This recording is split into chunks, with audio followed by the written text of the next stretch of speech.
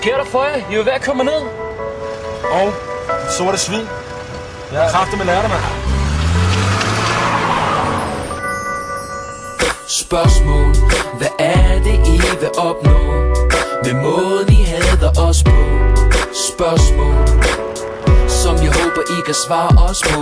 Spørgsmål, det ender med et optog.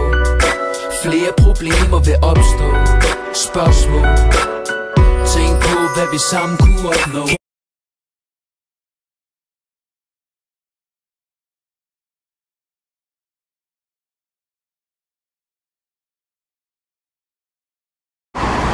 Se det sorte smil, mand. Han er sort, man ikke engang kan se hans skygge. Ja.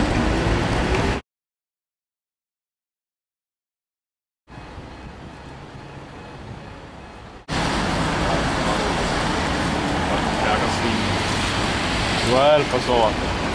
Hvad er det, du er? Nu giver til de hjemme, mand. Du er alt for sort. Fuck hjem med jer, mand! Jeg mener, at jeg har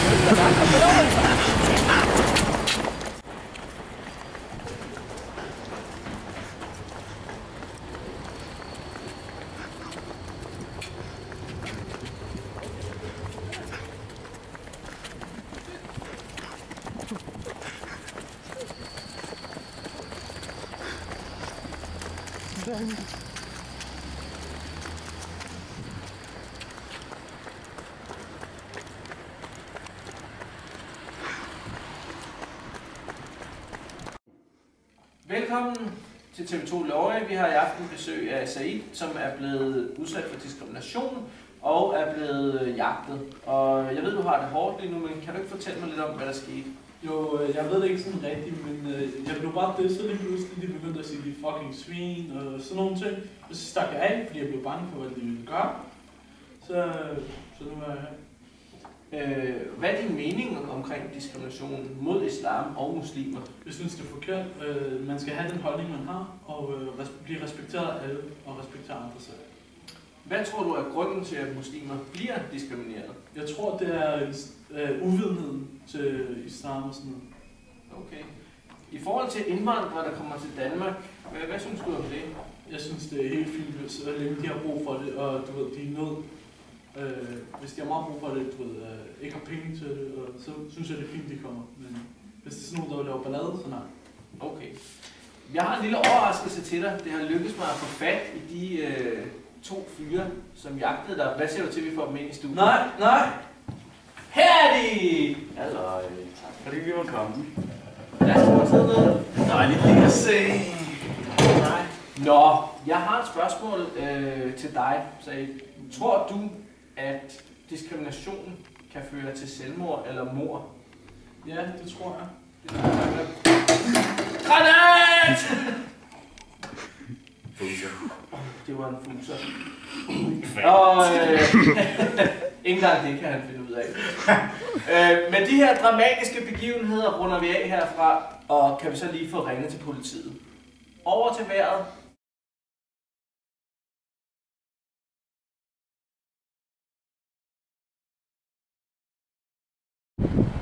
Hvad er din mening om diskrimination med muslimer og islam? Jamen, jeg forstår det ikke helt. Altså, jeg havde sådan lidt, jamen, folk må have den religion, de har for min skyld. Jeg er ikke selv religiøs, men altså, jeg bor lige herinde, hvor der har været nogle, sådan nogle islam-demonstrationer lige herude nogle gange, hvor jeg har stået og tænkt, at jeg egentlig overrasket over, at de var havde så travlt med at gøre opmærksom på deres religion, fordi jeg tænker, at de må for min skyld meget gerne være islamister, og så er jeg bare ikke religiøs, og så er vi alle sammen bare det. Så jeg forstår det ikke. Og jeg synes også, det er fjollet i forhold til, at man ved, hvad der kommer ud af det, ikke? Hvad er din mening om diskrimination imod islam og muslimer? Jeg synes jo, det er forkert. Jeg synes, der skal være plads til alle i vores land. Hvad er din mening om diskrimination om islam og muslimer? Der er ikke én mening om, der er jo mange meninger. Altså, det er jo forskellige mennesker, der diskriminerer. De bliver diskrimineret på forskellige måder og sådan noget. Der er også mange mennesker, der ikke diskriminerer og sådan noget, så det er ikke sådan et entydigt svar. Altså. Ja. Sådan, men altså, jeg er stor modstander af den måde, Dansk Folkeparti har gjort tingene på, for eksempel. Hvad er din mening om diskrimination mod muslimer og islam? Jeg mener, det er et utroligt komplekst spørgsmål, som der er en klar problematik i Danmark, og jeg tror, det er den, der finder den, der finder ud af, hvordan man løser den her problematik. Der er en høj post inde i regeringen, forhåbentlig til den person, jeg synes umiddelbart, det PT virker svært. Også lidt fræk at kigge på de næste spørgsmål, det er også, hvad kan man gøre mod depression, og er den der egentlig, og så videre. Jeg er slet ikke i tvivl om, der er diskrimination, og jeg tror langt hen ad vejen, den baserer sig på uvidenhed. Og det er simpelthen, jeg tror, hvor trist det end er, så tror jeg faktisk, sådan nogle programmer, som DR havde for nyligt med, hvad fanden hed det? Der, hvor du havde 3 etnisk danskere og 3 ikke-etnisk danske. Der var et eller andet program, var der ikke? Jo, men det er det. Nej, okay. I går over i det program, man havde 3 etnisk danskere ind og 3 ikke-etnisk danskere, eller hvad hedder, jeg kan huske, hvad den politisk korrekt term er. Og så skulle de så prøve at lære hinanden bedre at kende. Og jeg synes ikke, det program var vellykket, men jeg tror, ideen bag programmet ikke er helt dum, fordi jeg tror, det handler om, at man simpelthen skal udrydde noget af den uvidenhed, der er, fordi der er rigtig, rigtig stor uvidenhed omkring også, hvad islam reelt set er, og hvad der ligger i islam. Ja. Og den er jo baseret på medierne. Hvad tror du, grunden er imod diskrimination? Jeg tror, det er manglende forståelse og uvidenhed. Ja. Hvad er grunden til diskrimination imod muslimer? Jeg tror, det er uvidenhed. Folk ved ikke, hvad det egentlig går ud på, har ikke sat sig ind i det, og så bliver man utryg. Hvad tror du, grunden er til diskrimination imod muslimer? Jamen, igen, der er mange grunde. Det er ikke simpelt, fordi det er jo selvfølgelig en blanding af... Det er jo selvfølgelig en blanding af, når tingene går skidt i et samfund, så er det altid nemt at finde en syndebuk, og det er jo det, blandt andet Dansk Folkeparti har været gode til at sige, om det er de fremmedes skyld, ikke? Og så er det jo det der med, at jamen, altså, nogen skal have skylden. Ja. Hvad er grunden til diskrimination af muslimer? Jamen, det er jo netop uvidenhed. Jeg tror, det er et spørgsmål om, at man har en fuldstændig manglende forståelse af, en manglende viden om, hvad islam egentlig er, og hvad der dermed ligger i de forskelle, der er mellem etnisk og ikke-etnisk danskere, som jo reelt set er ufattelig små, men når medierne skal gøre historien op og skal sælge avisartikler, så skal du jo sælge der, hvor forskellen er, og derfor glemmer du at fokusere på lighederne. Hvad siger du til indvandrere, der kommer til Danmark? Altså, nu er min kæreste englænder, så han er principielt også indvandrer. Så jeg skiller ikke mellem, eller jeg gør ikke forskel på, om folk er fra England, eller arabiske lande, eller Afrika, eller Asien. Det kan jeg ikke se nogen forskel på. Hvad siger du til, at indvandrere kommer til DK, til Danmark? Det synes jeg er helt i orden. Jeg synes, det gør en mere mangfoldighed i Danmark, og det synes jeg er fedt.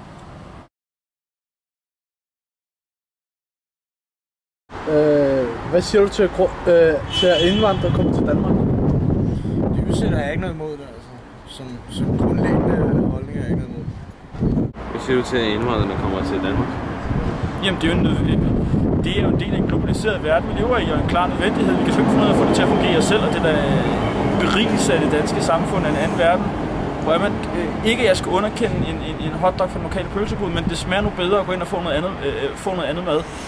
Og nu begynder jeg også at gå ind i en petitesse og sige, at der er forskel.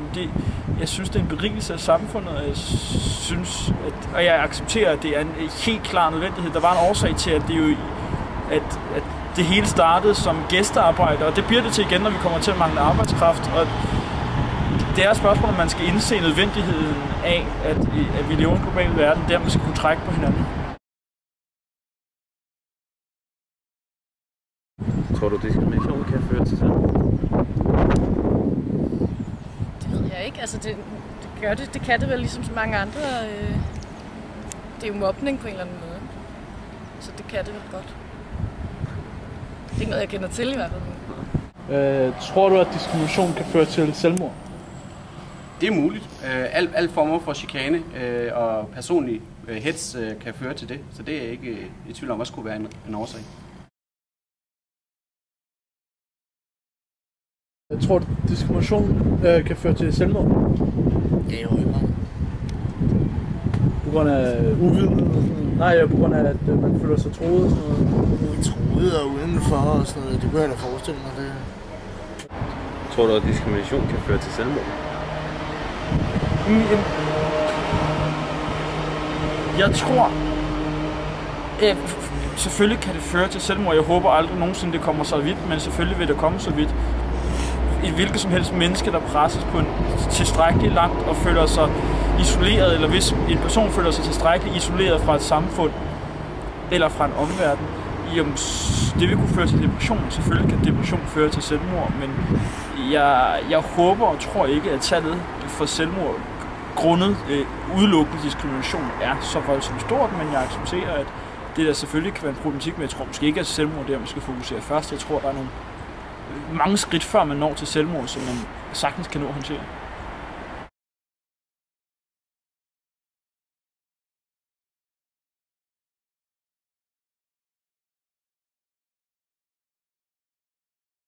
Andreas, du siger bare, et 3, 2, 1, vi kører. Nå, vi kører. Okay. Velkommen. Vi skal snakke med Said omkring, hvordan det er at være muslimsk homoseksuel. Velkommen til Said. Tak fordi du ville komme her i aften på TV2 Løje. Jeg ved, du har det lidt hårdt lige nu, men kan du ikke fortælle mig, hvordan det startede med, at du blev jagtet? Det ved jeg ikke rigtigt. De begyndte bare med at diske mig det pludselig, og så, jeg tror, de løb efter mig, fordi jeg selv stak af, på grund af, at jeg blev bange. Oplevede du, at det er en form for diskrimination? Ja, på en måde. Det er jo... fucking optaget. Nej, du skal næste jeg freestyler lidt. Du skal næste spørgsmål. Du må ikke bare tænde. Velkommen til Said, som tak fordi du vil komme her til TV2 Løje i aften. Jeg ved, du har været udsat for diskrimination, og det var det, vi gerne ville snakke med dig om. Og jeg ved også, at du har det hårdt lige nu, men kan du fortælle mig lidt om, hvordan startede det med, at du blev jagtet? Jeg ved det ikke helt. De begyndte bare at disse mig, de pludselig begyndte at bande om mig, og så siger de, så begyndte jeg at flygte. Jeg begyndte at... Hallo! 1, 2. Velkommen her til TV2 Velkommen til Said. Jeg ved rigtig glad for, at du er kommet her til TV2 Løje i aften. Jeg ved også, at du har det hårdt lige nu, men kan du ikke fortælle mig, hvordan det startede med, at du blev jagtet? Jeg ved det ikke helt rigtigt, men de begyndte bare at disse mig og sige fucking svin og sådan noget. Så stak jeg af, fordi jeg blev lidt bange og tænkte, hvad jeg ville gøre. Så begyndte de at jagte mig. Okay. Det lyder ubehageligt. Hvad er din mening om diskriminationen mod islam og muslimer? Jeg synes, det er forkert. Man skal have lov til at være det, man er. Og så man skal have sin egen mening, og man skal respektere hinanden. Og hvad er grunden til, at diskrimination mod muslimer ifølge dig? Hvorfor bliver de diskrimineret? Jeg tror, det er på grund af...